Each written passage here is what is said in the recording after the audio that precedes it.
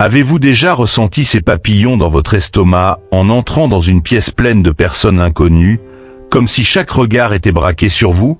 Ce sentiment, cette petite boule au ventre qui rend la voix tremblante et le cœur un peu plus rapide, nous l'avons tous vécu au moins une fois. Peut-être que vous avez hésité à lever la main en réunion, même si vous aviez une idée géniale à partager, ou que vous avez préféré rester en retrait lors d'une soirée, regardant les autres interagir tout en vous demandant si vous deviez rejoindre la conversation. Ce malaise, cette réserve, porte un nom, la timidité. Elle est souvent perçue comme une faiblesse, un frein à l'épanouissement social et professionnel, une barrière qui nous empêche de saisir les opportunités et de nous exprimer pleinement. Mais que diriez-vous si je vous disais que la timidité n'est pas forcément l'obstacle que tout le monde pense? Et si, au contraire, elle pouvait devenir une véritable force, une qualité unique qui vous distingue des autres? Ici, sur la chaîne Sagesse en évolution, nous croyons que chaque aspect de nous-mêmes, même ceux qui nous semblent parfois handicapants, peut être transformé en atout précieux. Dans cette vidéo, nous allons explorer ensemble la face cachée de la timidité. Vous découvrirez comment elle peut vous offrir des compétences que beaucoup envient. Une profonde capacité d'écoute, une attention accrue aux détails et une sensibilité qui peut enrichir vos relations. En suivant ce chemin, vous apprendrez à regarder la timidité sous un autre angle, non plus comme un poids mais comme un allié.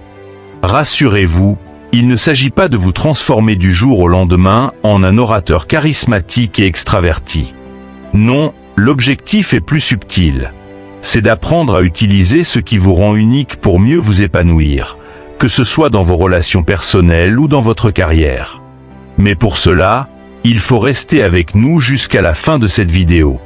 Parce que dans les minutes qui viennent, nous allons vous révéler 9 signes qui montrent que la timidité fait partie de votre quotidien. Mais surtout, nous partagerons des stratégies concrètes et accessibles pour que cette sensibilité devienne votre meilleur atout. C'est un voyage de découverte de soi qui pourrait bien changer la manière dont vous vous percevez et, par ricochet, la manière dont les autres vous perçoivent. Imaginez un instant pouvoir entrer dans une pièce remplie de monde, avec un sentiment de calme intérieur, ou encore oser partager votre opinion sans cette petite voix qui vous retient. Ce n'est pas une promesse de solution miracle, mais une invitation à explorer votre potentiel, apprivoiser cette partie de vous qui est restée trop longtemps dans l'ombre. Alors, que vous soyez quelqu'un qui se reconnaît déjà dans ces descriptions ou simplement curieux de comprendre comment la timidité peut être transformée en une qualité positive, restez avec nous. Nous allons démystifier ensemble cette caractéristique souvent mal comprise et vous donner les clés pour faire de la timidité un véritable levier de croissance. Vous verrez qu'il n'y a rien de plus puissant que de se connaître soi-même et de transformer ce qui semblait être une faiblesse en une source de force.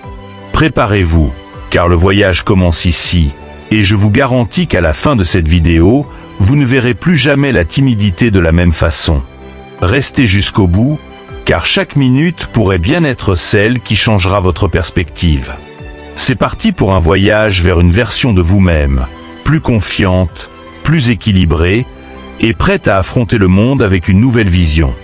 Bienvenue sur Sagesse en évolution. Et plongeons ensemble dans ce sujet fascinant qui pourrait bien redéfinir votre rapport à vous-même et aux autres. 1. Évitez d'être le centre de l'attention. La timidité est une expérience profondément humaine. Elle se manifeste souvent par un sentiment d'inconfort intense à l'idée de se retrouver sous les feux des projecteurs. Vous avez probablement déjà ressenti cette pression lorsque tous les regards se tournent vers vous, même si ce n'est que pour un court instant. C'est cette sensation qui fait naître des mains moites, un cœur qui s'emballe et une voix qui tremble. Pour certains, ce moment de gêne s'éteint rapidement, mais pour d'autres, la simple idée de devenir le centre de l'attention est si inconfortable qu'ils préfèrent rester en retrait. Cela peut limiter les interactions, étouffer les idées avant même qu'elles ne soient exprimées, et finalement restreindre les opportunités tant sur le plan personnel que professionnel. Mais pourquoi réagir ainsi et comment peut-on tourner cette réserve en une force? Comprendre le malaise de la lumière, une réaction humaine. La première étape pour surmonter la peur d'être le centre de l'attention est de comprendre ce qui se passe en nous. Ce malaise est, en réalité, une réaction naturelle du corps. L'évolution humaine nous a appris que la vigilance face au jugement des autres est essentielle à notre survie sociale. Dans les temps anciens, être isolé ou mal perçu par la communauté signifiait potentiellement l'exclusion, voire un danger direct pour notre survie. Aujourd'hui, même si le contexte a changé, notre cerveau continue de traiter certaines situations sociales de la même manière. Parler en public ou être mis en avant déclenche cette ancienne alerte interne. Il est donc normal de ressentir cette pression, mais cela ne signifie pas que nous devrions nous laisser dominer par elle. Prenons l'exemple d'un employé en réunion qui a une idée brillante, mais n'ose pas la partager de peur de faire une erreur devant ses collègues. Il reste silencieux, laissant filer une occasion qui aurait pu attirer l'attention positive de ses supérieurs. Ce genre de situation est fréquent et peut engendrer des regrets. Pourtant, la clé pour changer ce schéma réside dans l'entraînement progressif. S'exposer progressivement, le chemin vers la maîtrise. Affronter la peur de l'attention ne signifie pas plonger tête la première dans des situations angoissantes. L'idée n'est pas de se forcer à donner une conférence devant des centaines de personnes dès demain. Non, il s'agit plutôt de construire une exposition progressive. C'est un peu comme s'habituer à l'eau froide en y entrant d'abord un pied, puis les jambes, avant de se plonger complètement. Pour illustrer cela, pensez à un jeune adulte qui veut surmonter sa timidité. Il pourrait commencer par engager de petites conversations informelles avec ses collègues à la pause café, en posant des questions simples comme « Comment s'est passé votre week-end ?» Cette approche permet de créer un cadre de discussion sans pression, tout en s'habituant à être entendu par les autres. Après quelques semaines, il pourrait essayer de prendre la parole lors de réunions plus petites, en partageant ses idées succinctement. Peu à peu, il augmente ainsi son niveau de confort. La progression graduelle est essentielle, car elle permet de faire face à la peur tout en gardant le contrôle sur le niveau de stress ressenti. Ce processus rappelle les enseignements des stoïciens, comme Épictète, qui disait que ce qui trouble les hommes, ce ne sont pas les choses, mais les jugements qu'ils portent sur ces choses. En s'exposant progressivement, on apprend à réévaluer ces jugements, à se rendre compte que la prise de parole ou l'attention des autres n'est pas aussi effrayante qu'elle paraît au départ. Respirer pour apaiser l'esprit. Mais même avec une exposition progressive, il est normal de continuer à ressentir une certaine tension, surtout au début. C'est là qu'interviennent des techniques simples mais puissantes, comme la respiration profonde. La respiration a un effet direct sur notre système nerveux. Lorsque nous sommes stressés, notre respiration devient plus rapide et plus superficielle, ce qui envoie au cerveau le signal que nous sommes en danger. À l'inverse, respirer lentement et profondément peut inverser cet état de panique. Imaginez un conférencier qui, quelques minutes avant de monter sur scène, ressent une montée de stress. Plutôt que de céder à la peur, il prend un moment pour respirer profondément. Il inspire lentement en comptant jusqu'à 4, retient son souffle un instant, puis expire en comptant jusqu'à 6. Ce simple exercice ralentit son rythme cardiaque, réduit l'anxiété et lui permet de retrouver son calme. La respiration devient alors une ancre, une manière de reprendre le contrôle sur le corps et l'esprit. En adoptant cette pratique régulièrement, vous pouvez calmer vos nerfs dans n'importe quelle situation sociale qui vous met mal à l'aise. L'acceptation de sa sensibilité, une clé vers l'écoute des autres. Accepter sa sensibilité est une autre étape importante pour apprivoiser la timidité. Bien souvent, nous considérons notre timidité comme un défaut, une faiblesse qui nous empêche de nous affirmer. Mais les stoïciens nous rappellent qu'il est plus sage de comprendre la nature de nos émotions plutôt que de les combattre inutilement. Accepter sa sensibilité, c'est reconnaître qu'elle fait partie de nous et qu'elle peut être transformée en une qualité précieuse, l'empathie.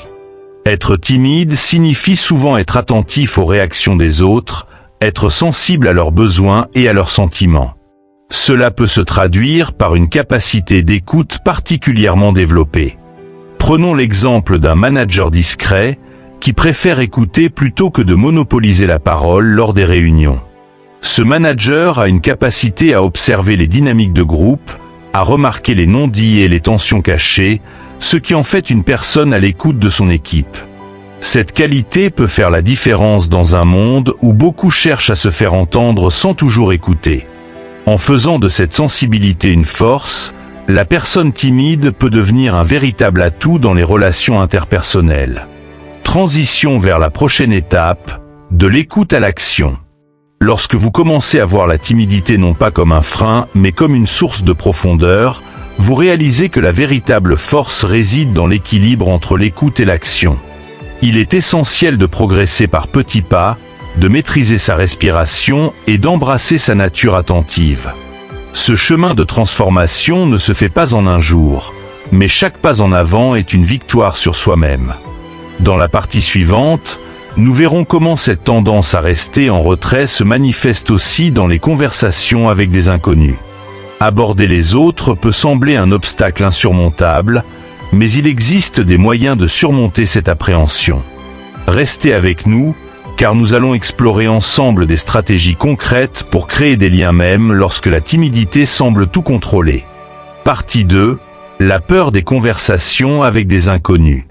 La peur des conversations avec des inconnus est une expérience courante pour les personnes timides. Lors de rassemblements sociaux, il est facile de se retrouver en retrait, à observer les autres plutôt qu'à participer activement aux échanges. Si vous vous êtes déjà retrouvé adossé à un mur lors d'un événement, tenant un verre comme un bouclier tout en vous demandant si vous deviez rejoindre une conversation en cours, sachez que vous n'êtes pas seul. Engager la discussion avec un inconnu peut sembler insurmontable, mais c'est souvent dans ces petites interactions que naissent les plus grandes opportunités. Comprendre la source de la peur, une appréhension ancrée. Pour comprendre cette peur, il est important de se pencher sur la nature de notre angoisse sociale. Quand nous sommes confrontés à la perspective de parler à quelqu'un que nous ne connaissons pas, notre esprit anticipe souvent le pire. Et si je ne savais pas quoi dire ? Ou « et s'il me trouve ennuyeux ?» Cette tendance à anticiper le jugement des autres est une manifestation de notre instinct de protection sociale. C'est un mécanisme naturel, mais qui peut devenir paralysant si on le laisse diriger nos actions. Les stoïciens, comme Sénèque, nous enseignent que la peur provient davantage de nos perceptions que de la réalité elle-même. Ils disaient « Nous souffrons plus souvent dans notre imagination que dans la réalité ». Cela signifie que la plupart des craintes que nous avons en abordant quelqu'un sont exagérées par notre esprit. En réalité, la personne en face de nous pourrait très bien être heureuse que quelqu'un brise la glace, tout autant que nous le sommes de ne pas rester isolés. Développer l'art des petites interactions. La clé pour surmonter cette appréhension est de se fixer des objectifs réalistes et progressifs. Personne ne s'attend à ce que vous deveniez l'âme de la soirée du jour au lendemain. Mais vous pouvez commencer par des objectifs simples. Décider d'engager une conversation avec une personne à chaque événement. Il peut s'agir de quelque chose de très basique, comme complimenter la tenue de quelqu'un ou poser une question sur le lieu où vous vous trouvez. Prenons l'exemple de Paul, un jeune professionnel timide qui participe à un séminaire. Plutôt que de rester dans son coin tout au long de la soirée, Paul se fixe l'objectif de parler à au moins une personne avant la fin de l'événement. Lorsqu'il aperçoit quelqu'un près de la table de buffet, il s'approche et engage la conversation avec une simple question. « Qu'est-ce que vous pensez de la conférence de ce matin ?» Ce n'est pas grand-chose, mais ce simple échange permet à Paul de briser la glace. En discutant, il se rend compte que son interlocuteur partage les mêmes centres d'intérêt que lui, et une connexion commence à se créer. Quelques semaines plus tard, ils se retrouvent autour d'un café pour échanger des conseils professionnels. Chaque petit pas compte, car il contribue à créer de la confiance. Ce processus d'engagement graduel rappelle la philosophie stoïcienne de l'effort constant et mesuré. Marc Aurèle, empereur et stoïcien, disait « Ne vous lassez pas de faire de petites choses. Ce sont elles qui feront votre grandeur. » En persistant à aller vers les autres, même à petite échelle, vous vous habituez à sortir de votre zone de confort, et la peur initiale finit par s'atténuer. La puissance de l'écoute authentique, un art rare et précieux. Dans un monde où beaucoup cherchent à se faire entendre, l'écoute attentive est une qualité rare et précieuse. Elle est particulièrement accessible aux personnes timides qui, souvent par nature, préfèrent observer avant de parler. Cette capacité à vraiment écouter peut transformer chaque interaction en une opportunité de créer des liens profonds et authentiques. Imaginez que vous êtes à une soirée de réseautage. Tandis que beaucoup se précipitent pour se présenter et parler de leur réussite, vous vous concentrez sur les autres. Plutôt que de penser à ce que vous allez dire ensuite, vous posez des questions ouvertes et écoutez réellement les réponses. Par exemple, au lieu de simplement demander « Vous travaillez dans quel domaine ?», vous pourriez poser une question plus ciblée « Qu'est-ce qui vous passionne le plus dans votre travail ?» Ce type de question invite la personne en face à s'ouvrir davantage et à partager ce qui compte vraiment pour elle. L'écoute active permet de tisser des liens plus profonds. En prêtant attention à ce que disent les autres, vous leur montrez qu'ils sont importants et cela, sans que vous ayez besoin de beaucoup parler. C'est un trait de caractère souvent sous-estimé, mais qui peut avoir un impact considérable. L'écoute attentive crée un climat de confiance et de respect, où les gens se sentent entendus et compris. Et ce type de relation est bien plus durable que des échanges superficiels. Savoir dépasser la première impression, un défi, mais une opportunité. Souvent, nous nous laissons piéger par la première impression que nous avons des autres. Lorsqu'on est timide, on peut penser que les autres nous jugent dès les premières secondes d'une rencontre. Pourtant, les études montrent que les gens se concentrent souvent sur eux-mêmes et sur leur propre comportement, bien plus que sur ce que nous faisons ou disons. Prenons l'exemple de Marie, une jeune femme qui a longtemps évité les soirées entre collègues. Elle se sentait mal à l'aise et avait l'impression que ses collègues la trouvaient froide ou distante. Mais un jour, elle décide de prendre son courage à deux mains et d'initier une conversation avec un collègue qu'elle croise souvent sans vraiment parler. À sa grande surprise, ce collègue lui confie qu'il la trouvait sympathique, mais pensait qu'elle était simplement réservée. Cette révélation change la perception de Marie. Elle réalise que sa timidité était plus visible pour elle-même que pour les autres. Cet échange lui donne la motivation pour se lancer dans d'autres conversations, et peu à peu, elle se fait une place dans le groupe. Cet exemple montre que souvent, notre perception de la façon dont les autres nous voient est faussée par notre propre sensibilité. En osant dépasser la peur de l'inconnu, on découvre que la plupart des gens sont ouverts à la discussion, et que les échanges peuvent être plus simples qu'ils n'y paraissent. En surmontant la peur d'aborder des inconnus, nous nous ouvrons à de nouvelles perspectives et à des rencontres enrichissantes. Chaque conversation devient une occasion d'apprendre, de tisser des liens et de découvrir des mondes auxquels nous n'aurions jamais eu accès autrement. L'étape suivante consiste à aller plus loin dans cette exploration. Non plus seulement écouter, mais aussi oser s'exprimer pleinement lorsque l'occasion se présente. Dans la prochaine partie, nous parlerons de la peur de parler en public, une étape qui, pour beaucoup, semble être l'ultime défi. Comment surmonter cette crainte paralysante et transformer cette peur en une force, capable de captiver et de toucher un public? Restez avec nous pour découvrir des stratégies concrètes et des exemples inspirants qui vous aideront à prendre la parole avec assurance, même face à un auditoire. 3. Parler en public, un défi à relever. La peur de parler en public est souvent citée comme l'une des angoisses les plus universelles, surpassant même la peur des hauteurs ou des insectes pour beaucoup de personnes.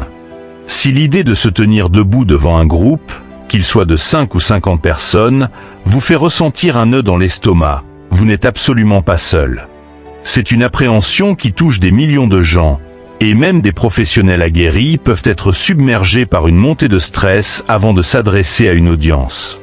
Mais comme tout défi, la peur de parler en public peut être surmontée grâce à la préparation, à la pratique et à une bonne dose de patience.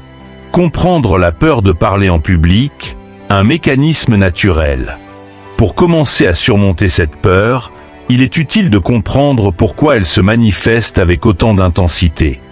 Lorsque nous nous trouvons face à une audience, Notre cerveau perçoit souvent la situation comme une menace potentielle. Nos ancêtres devaient rester vigilants au jugement du groupe, car être exclu de la tribu signifiait souvent une mise en danger directe. Aujourd'hui, même si les circonstances ont changé, notre cerveau reste câblé de la même manière. Il interprète les regards fixés sur nous comme une sorte de danger social. Mais ce sentiment, aussi puissant soit-il, n'est pas insurmontable. En fait, il est possible de rééduquer notre esprit pour voir ces situations non plus comme des menaces, mais comme des opportunités de partage et de connexion. Cela ne se fait pas du jour au lendemain, mais à travers une série de petites étapes qui, mises bout à bout, peuvent transformer notre rapport à la prise de parole. La préparation, l'arme secrète des timides. Si la timidité vous pousse à éviter les situations où vous devez prendre la parole, il y a aussi un avantage à cette caractéristique. Les personnes timides ont souvent une tendance naturelle à se préparer avec soin. Cette préparation minutieuse peut devenir votre meilleur allié pour gagner en confiance lorsque vient le moment de vous exprimer en public. Prenons l'exemple de Julie, une ingénieure talentueuse mais réservée, qui doit présenter son projet devant l'équipe de direction.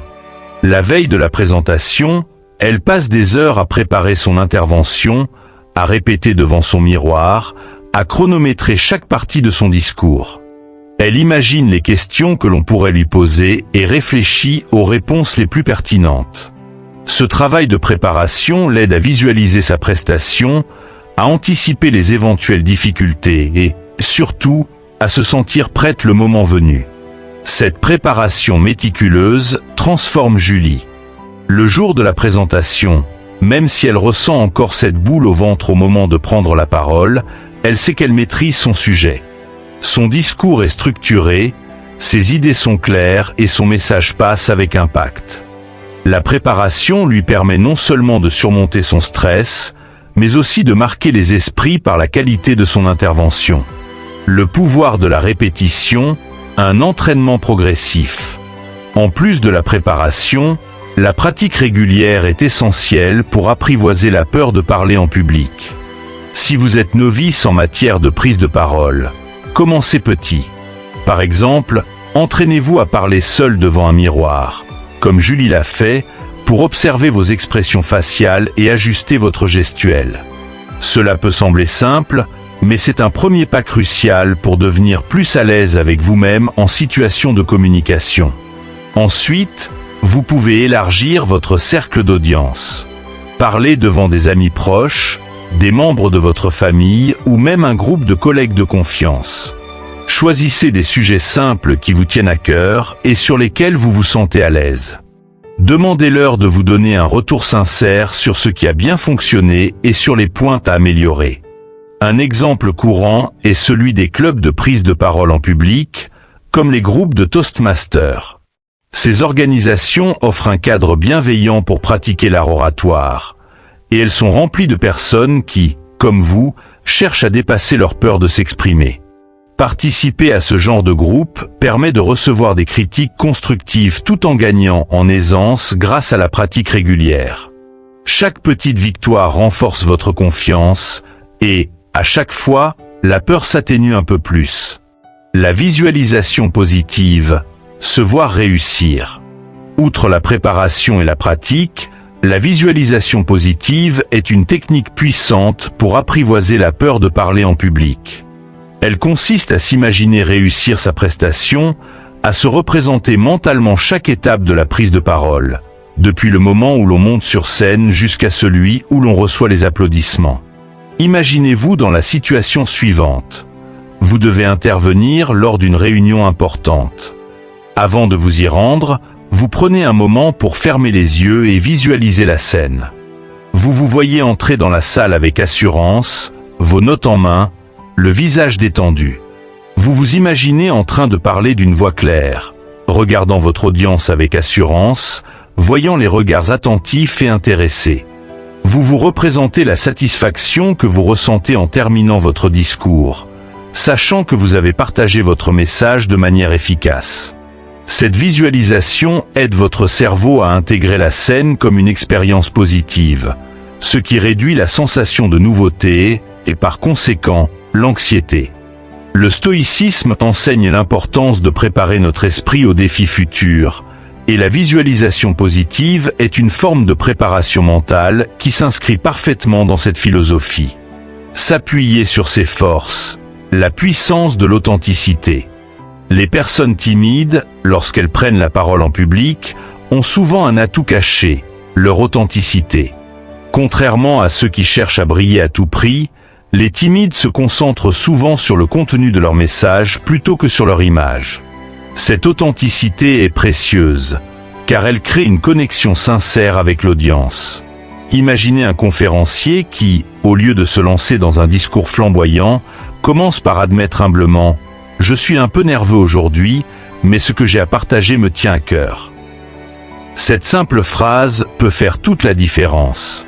Elle montre une vulnérabilité que beaucoup de gens peuvent comprendre et respectent. Plutôt que de se concentrer sur ses imperfections, le public se concentre sur la sincérité de son message. Cela crée un lien humain, une connexion qui dépasse la simple performance oratoire. Le stoïcien Marc Aurèle nous rappelait que la meilleure façon de se défendre est de ne pas imiter.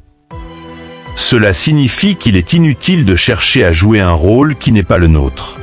Plutôt que d'essayer de ressembler à ces orateurs charismatiques qui semblent n'avoir aucune peur, acceptez votre nature et utilisez-la à votre avantage. Votre discours n'en sera que plus vrai, plus humain, et donc plus mémorable. Prendre la parole en public est une étape clé pour surmonter la timidité, mais ce n'est pas la seule. Une fois que l'on commence à se sentir plus à l'aise pour s'exprimer devant un groupe, une nouvelle question se pose.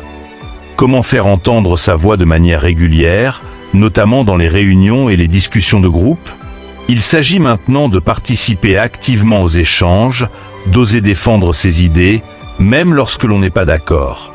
Dans la partie suivante, nous explorerons cette dynamique, celle d'apprendre à s'affirmer lors de discussions de groupe, à surmonter la crainte du jugement et à prendre sa place.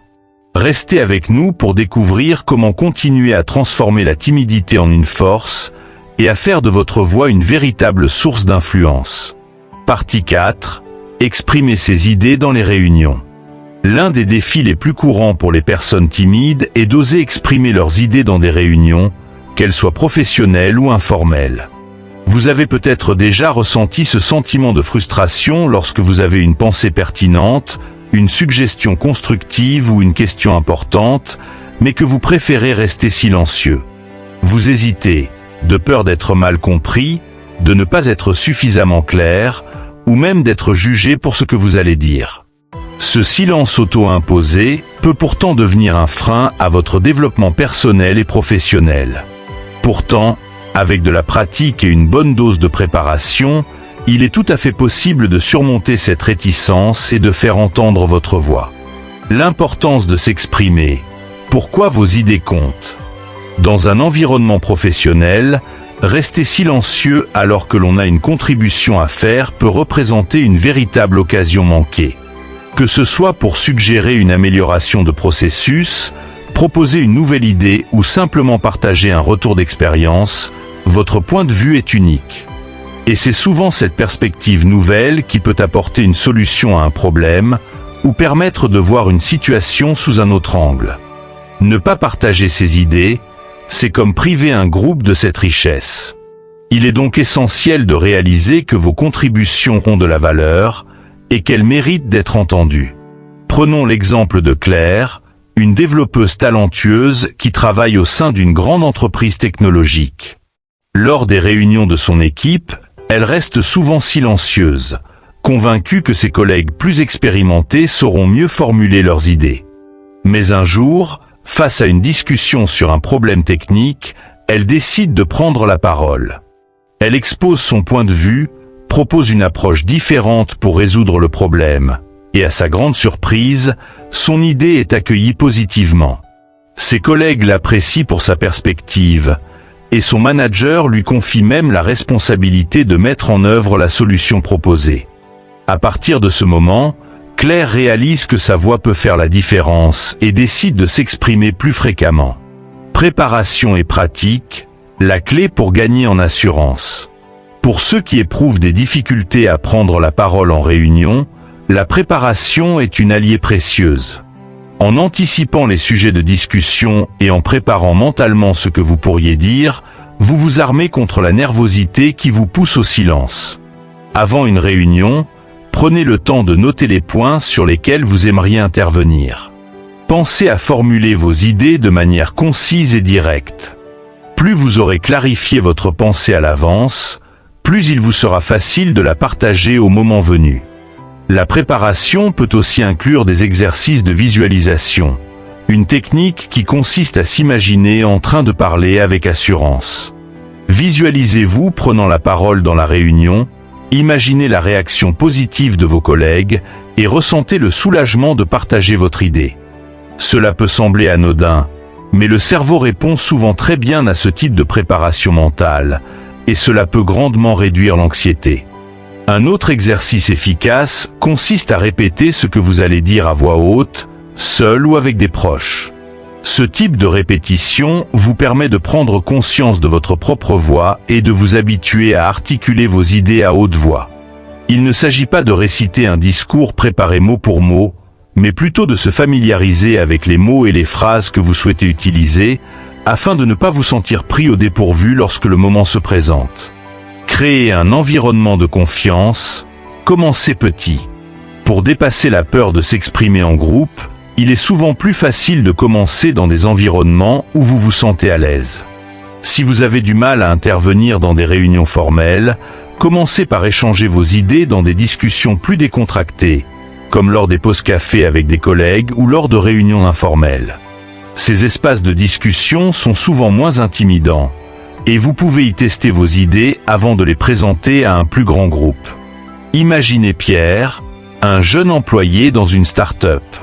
Lors des réunions générales, il n'ose jamais parler, même quand il a des suggestions à faire. Un jour, à la pause déjeuner, il discute de l'une de ses idées avec quelques collègues proches. Ceux-ci, séduits par sa suggestion, l'encouragent à en parler lors de la prochaine réunion. Fort de ce soutien, Pierre se sent plus en confiance et finit par présenter son idée devant toute l'équipe. Cette approche par étapes lui permet de renforcer sa confiance en lui et de franchir des paliers progressivement.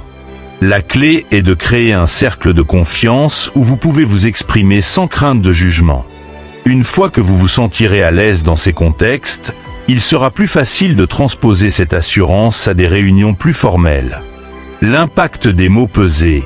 Faire de chaque intervention un moment précieux. Il est fréquent que les personnes timides, parce qu'elles parlent moins souvent, soient perçues comme des observateurs attentifs. Lorsqu'elles prennent la parole, leur discours a souvent une profondeur et une réflexion qui peuvent marquer les esprits. C'est une force qui peut être mise à profit dans les réunions. En prenant le temps de réfléchir avant de parler, vous pouvez vous assurer que vos contributions sont pertinentes et percutantes. Les stoïciens, comme Marc Aurèle, insistaient sur l'importance de la mesure dans la parole. Pour eux, chaque mot devait avoir un poids, une utilité. Cette philosophie peut parfaitement s'appliquer aux réunions. Au lieu de parler pour parler, concentrez-vous sur les moments où votre intervention apporte une valeur ajoutée à la discussion. Par exemple, si vous sentez que le groupe tourne en rond autour d'un problème, une question bien posée ou une suggestion réfléchie peut changer la dynamique de la réunion.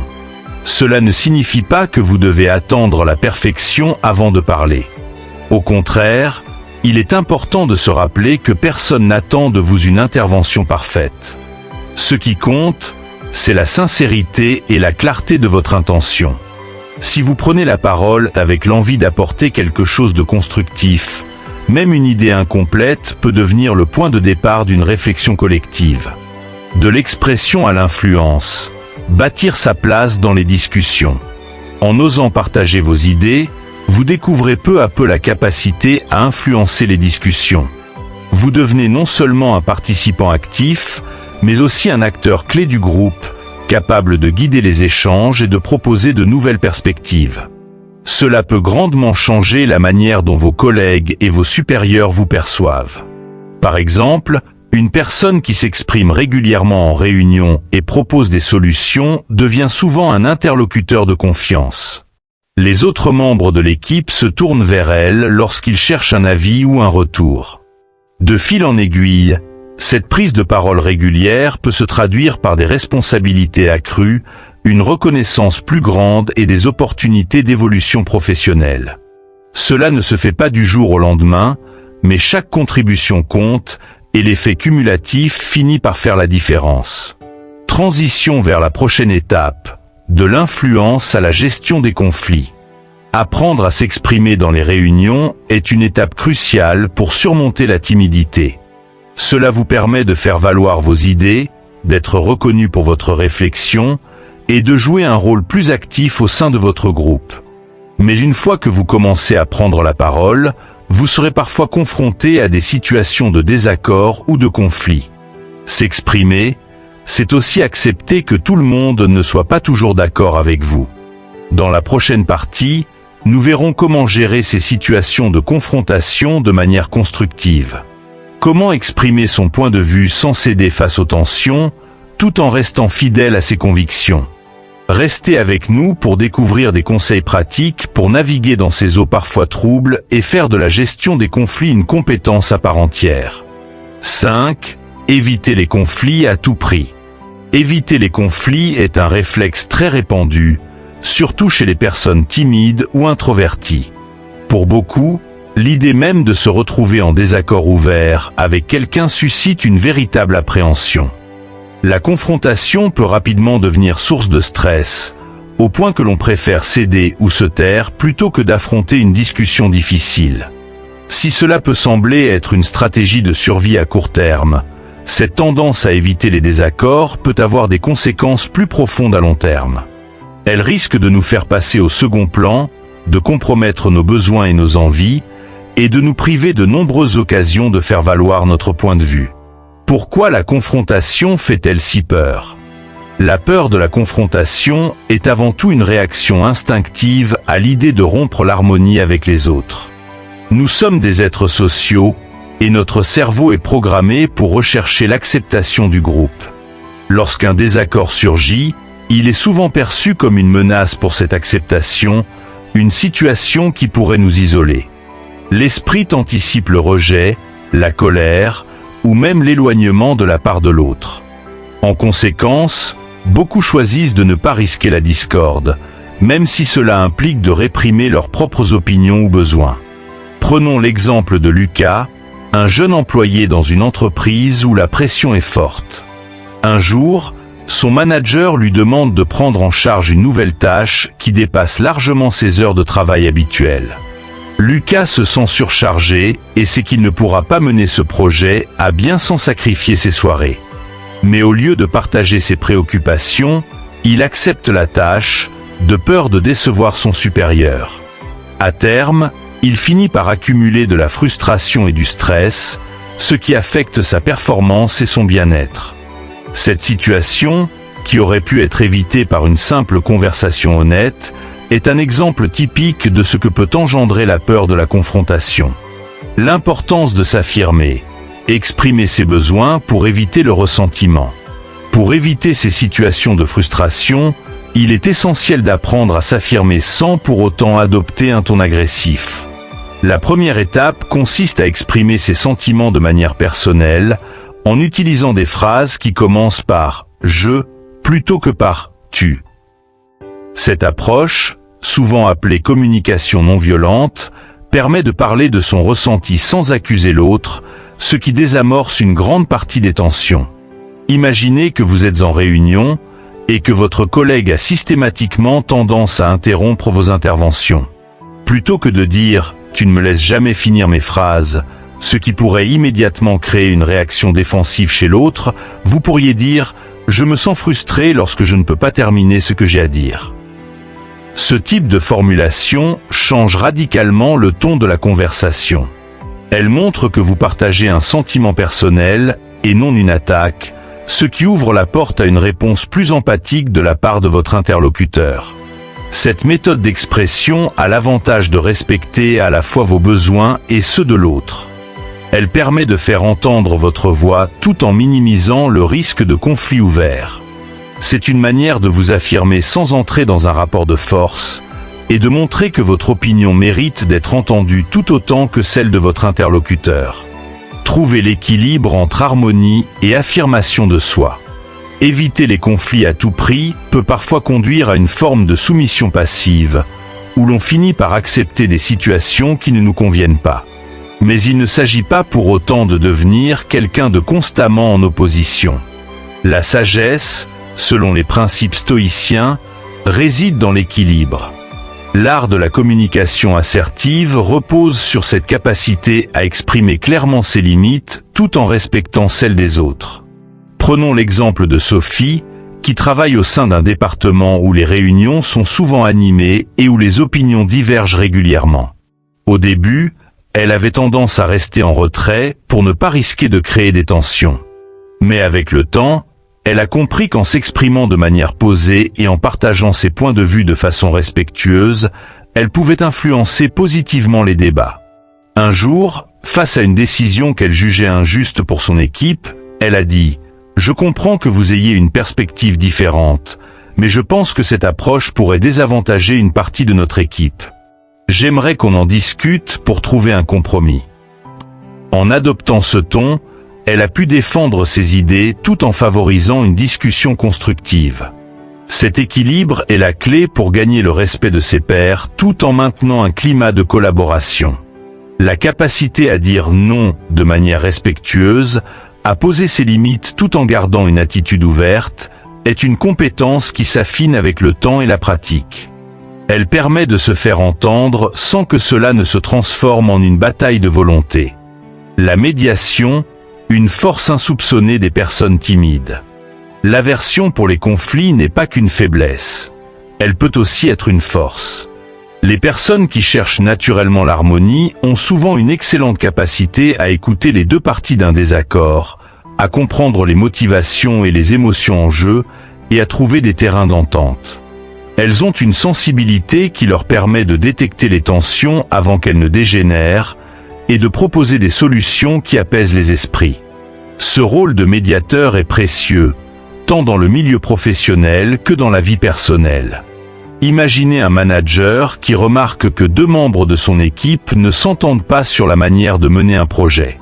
Plutôt que de prendre parti pour l'un ou l'autre, il écoute chacun attentivement, reconnaît leurs points de vue respectifs, puis cherche à trouver un compromis qui satisfasse les deux parties.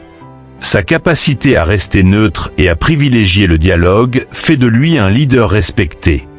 Les stoïciens prônaient la modération et la capacité à rester calme face aux tensions.